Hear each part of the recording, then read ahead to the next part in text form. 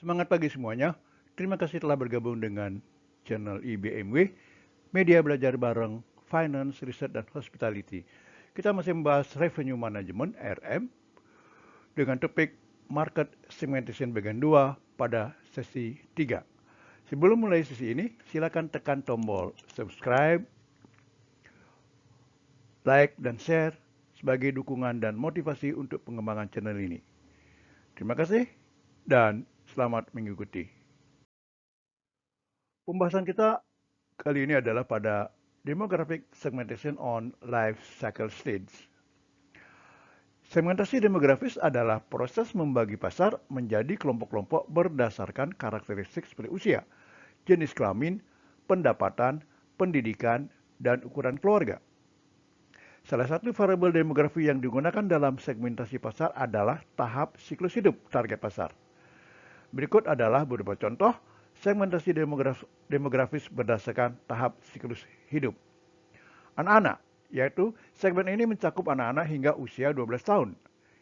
Mereka biasanya dipengaruhi oleh orang tua mereka, yang merupakan pengambil keputusan utama untuk segmen ini. Remaja, yaitu segmen ini mencakup individu berusia antara 13 sampai dengan 19 tahun. Mereka biasanya independen dan mulai membuat keputusan pembelian sendiri. Dewasa muda, segmen ini mencakup individu berusia antara 20 sampai dengan 35 tahun. Mereka biasanya mulai karir mereka, membentuk keluarga, dan tertarik pada teknologi dan mode. Orang dewasa parubaya, segmen ini mencakup individu berusia antara 36 sampai dengan 55 tahun. Mereka biasanya mapan dalam karir mereka dan memiliki keluarga. Mereka tertarik pada produk dan layanan yang mendukung keluarga dan gaya hidup mereka. Orang dewasa yang lebih tua, segmen ini mencakup individu berusia di atas 55 tahun. Mereka biasanya pensiunan dan tertarik pada produk dan layanan yang mendukung gaya hidup pensiun mereka, seperti produk kesehatan dan kebugaran. Selanjutnya kita bahas demographic segmentation on income. Segmentasi pasar demografis pada pendapatan adalah strategi pemasaran di mana perusahaan membagi pasar menjadi kelompok-kelompok konsumen berdasarkan tingkat pendapatan mereka. Jenis segmentasi ini didasarkan pada gagasan bahwa konsumen dengan tingkat pendapatan yang sama mungkin memiliki kebutuhan, preferensi, dan perilaku pembelian yang sama, dan dapat ditargetkan dengan pesan dan penawaran pemasaran yang disesuaikan.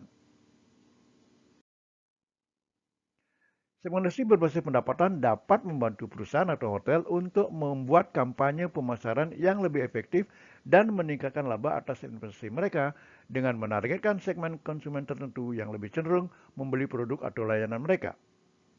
Misalnya, merek mobil mewah dapat menargetkan berpenghasilan tinggi, sementara pengecer diskon dapat fokus pada berpenghasilan rendah. Dengan memahami segmen berbasis pendapatan dari target pasar mereka, perusahaan atau hotel dapat menyesuaikan bauran pemasaran mereka untuk lebih memenuhi kebutuhan dan preferensi masing-masing segmen. Beberapa contoh segmentasi pasar demografis berdasarkan pendapatan meliputi berpenghasilan tinggi, menargetkan konsumen dengan pendapatan tahunan di atas ambang batas tertentu, seperti misalnya 100.000 US dollar atau lebih. Berpenghasilan rendah, menargetkan konsumen dengan pendapatan tahunan antara kisaran tertentu seperti 50.000 US dollar hingga 100.000 US dollar. Berpenghasilan rendah, menargetkan konsumen dengan pendapatan tahunan di bawah ambang batas tertentu, seperti misalnya 30.000 US dollar atau kurang. Pensiunan kaya, menargetkan konsumen pensiunan dengan kekayaan bersih tinggi dan pendapatan tetap. Profesional muda, menargetkan konsumen yang memulai karir mereka dan memiliki pendapatan yang relatif tinggi dibandingkan dengan kelompok usia mereka. Siswa, menargetkan konsumen yang berada di perguruan tinggi atau sekolah pasca sarjana dengan pendapatan terbatas. Ini hanya beberapa contoh, dan perusahaan atau hotel dapat menggunakan berbagai segmen berbasis pendapatan tergantung pada tujuan spesifik dan target pasar mereka. Demikian akhir dari sesi ini.